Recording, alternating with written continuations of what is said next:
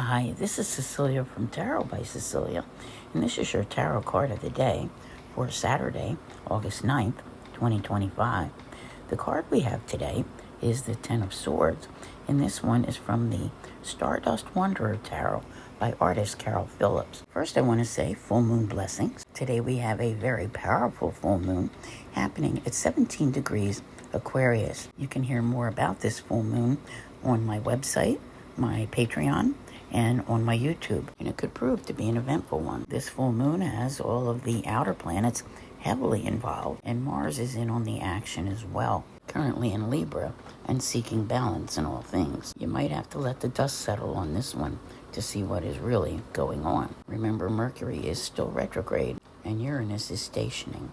Now, as for our card, I saw this here today, and I apologize because I was like, oh my God, at a full moon, right? Everybody immediately looks at this card and wants to say, oh, that's awful. It's like a big ugh, being betrayed, being stabbed in the back. But is it? Because it feels like that's what already happened. When I see those butterflies, coming forth and representing transition and that daylight breaking in the background, I think better days are on the way.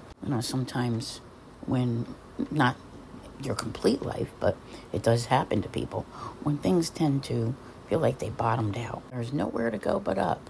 And, when we have a full moon spring culminations. So what is ending? Because endings bring beginnings.